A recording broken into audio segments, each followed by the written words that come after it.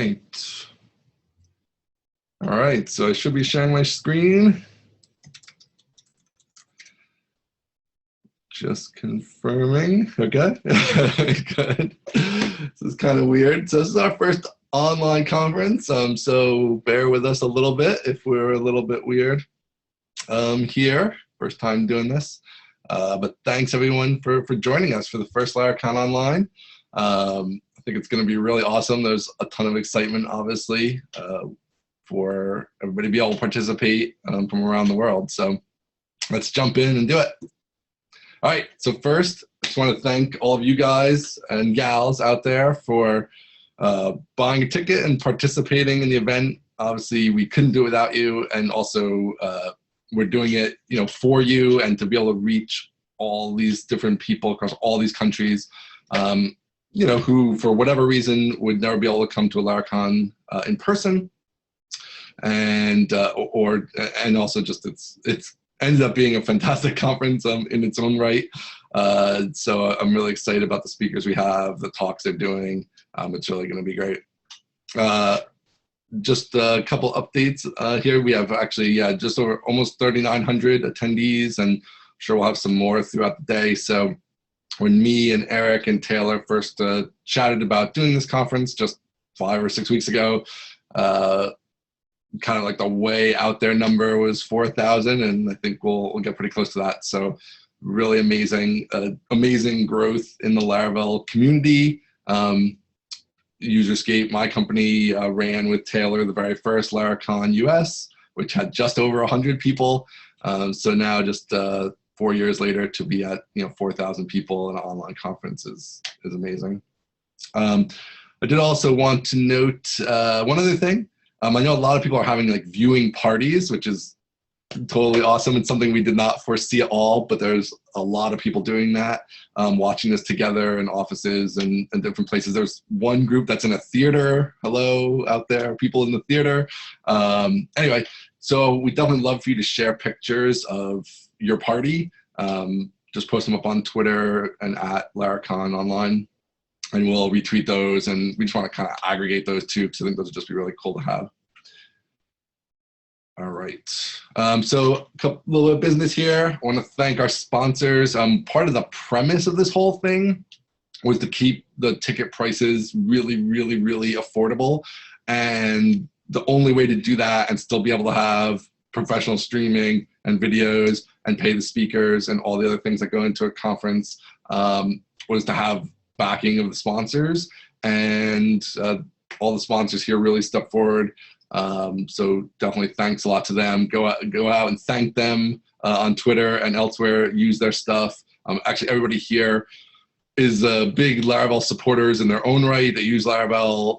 Many of these companies have supported multiple Laravel events and all the Laravel events in some cases and Laracons.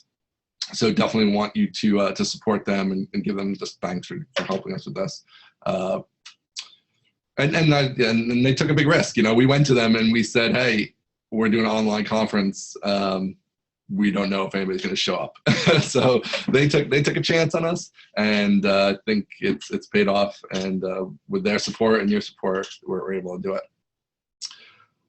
I just want to mention a few of the Laravel specific organizations. I think one of the things that really sets Laravel apart in the open source world is just the amazing community, and then these organizations kind of help support that community. And so you have everything from learning Laravel right with Laravel Up and Running, and Laracast, of course, where would we be without Laracast, and all the other things that are popping up, test-driven Laravel and so on. Then news, Laravel News, I think is 5 years old now, which is unbelievable. And then right on through getting a job, through you're at that job and you deploy your production stuff on Forge. So it's kind of this whole beautiful ecosystem that helps support Laravel itself, allows Taylor to work on Laravel, and kind of helps keep that community vibrant and always evolving and growing and interactive. So just want to thank these orgs. Everybody on the screen here is participating in the event today, which is great as well. Okay. All right, so this is now just a little conference business here. Um, digital swag. Digital swag is something we put in very, very late before we announced the conference, like the day of or the day before, and it's actually turned out really well, I think. I mean, I've been to dozens, if not over 100 conferences myself, and you just bring back crap and it just gets thrown out. There's tons of useful stuff in the digital swag. So there's content items in digital swag. There's discounts, free domains, all kinds of stuff. So that's really cool. An email will go out with that information at the end of the conference. Videos. So I know everybody's excited about videos. We are going to do the videos just as fast as we can. Tell your friends that we're working on it as fast as humanly possible. One of the things with the videos is that we cannot,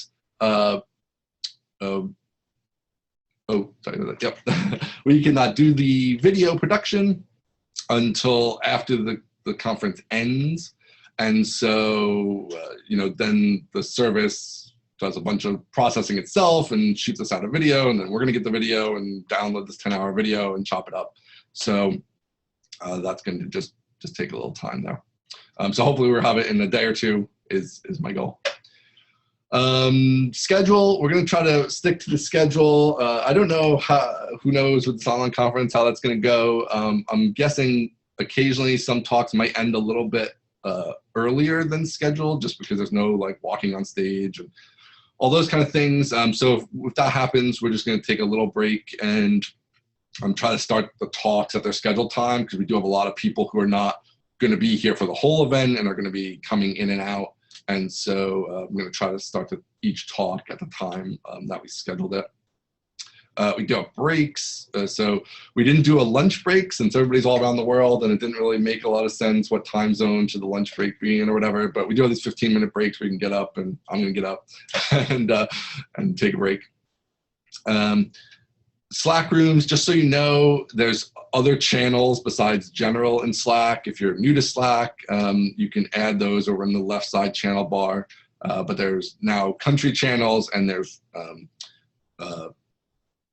kind of continent channels, and there's some tech channels, and there's talk channels. So go check those out, so we can keep general from being completely insane like it was this morning, maybe just down to mostly insane.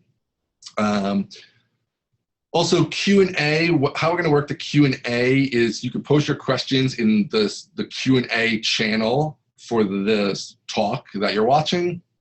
I'm going to cherry pick a few of the questions out and do them with the speaker on the video. And then the speakers will go into those Q&A rooms after the video ends, after their hour ends, and they'll try to answer as many as they can in there too. It's a lot of people, so they'll have to poke around a little bit. But we'll see how that goes. Maybe they could use the threading feature of Slack, which I've never used, but might be interesting for this purpose. I don't know. We'll see how that goes. And then also feedback at the end of each talk. I'm going to post a link in Slack where you can give feedback on the talk, and that'll be great for us just to have for next year. And then we're also going to obviously share that feedback with the speakers so that they have that as well. All right. So we're right about here.